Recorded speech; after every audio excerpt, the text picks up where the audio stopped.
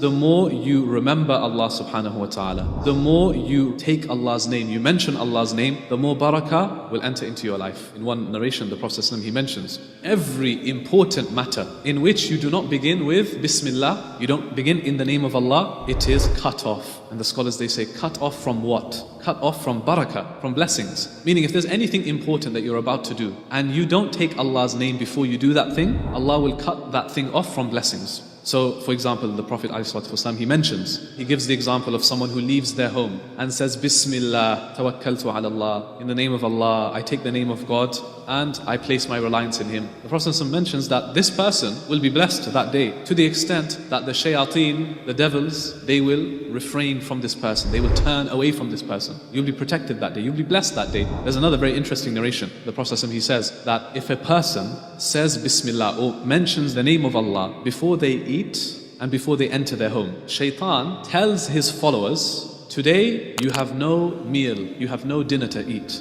and today you have no place to stay in. Whereas, if a person fails to mention the name of Allah, the Prophet ﷺ says that the Shaitan says to his followers, today you have food to eat, and today you have a place to stay in. What is that telling us? It means that just by neglecting the simple act of mentioning Allah's name when you enter the home, as an example, your home is at risk of losing its blessings. You know, sometimes we're thinking, we go through these periods at home, we're like, I don't feel the barakah in the home. There's problems happening, we're asking why there are problems for. Sometimes we're neglecting the most basic things. We're not remembering Allah subhanahu wa ta'ala when we enter the home. And what does that do? When you have shaitan in the home, who will not enter the home when shaitan is there? The angels, the malaika. We want to attract the angels because the more angels are present within our homes, the more blessings descend. If your home is devoid of angels, that means shaitan is there. Where angels are present, shaitan is absent. Think of it this way. How can I attract more divine presence in my home? Even a meal, subhanAllah, that you eat. Now what does it mean if shaitan says to his followers, okay, we have a meal to eat today.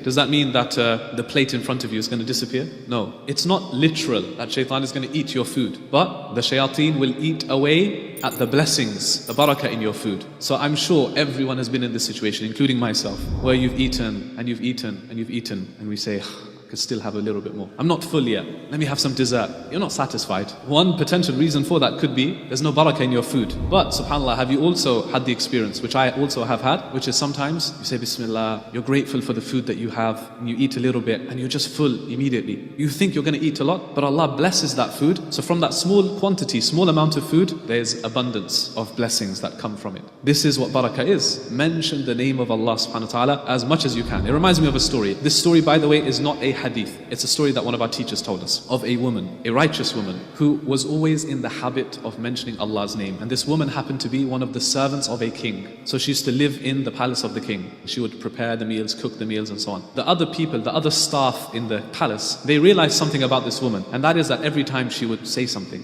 when she enters her room, when she goes outside, before she starts cooking, everything she does, she says Bismillah, Bismillah. She always mentions Allah's name. Now these people were not righteous people. So they reported her to the king. They told the king that there's this lady, there's this woman, and she's always mentioning God's name. So the king said, okay, I want to punish her. Find me something that is valuable to her and we'll find a way to punish her. Teach her a lesson. So they realized that this lady, this righteous lady, she had a ring that she kept in her room. And it was of sentimental value because this ring belonged to her late husband. And she always kept this ring and she really cherished this one ring. So when the guards found out, they went to the king and they said, look, she's got a ring. And, this is the most prized asset to her. So the king said, bring the ring to me. And they brought the ring to the king, and the king then ordered his men to go to the river and just toss the ring, throw the ring into the river, get rid of it entirely. So they did that. They went to the river and they threw this ring into the river, and the lady, the righteous lady, she found out. She was upset, but she continued. It did not deter her from mentioning Allah's name. So she continued every time she cooked, she prayed, she went outside, she came inside, she kept saying Bismillah, mentioning Allah's name. After some time, what happened, subhanAllah, is one day she's in the kitchen and she's about to prepare the meal for the king for that day. And it just so happened that the king desired to have seafood that day. So they brought her a fish and said, here you go, prepare this fish for the king. And as per her usual habit, before she cuts the fish, she says, Bismillah, and she cuts it open. And what does she find inside the fish? Her ring.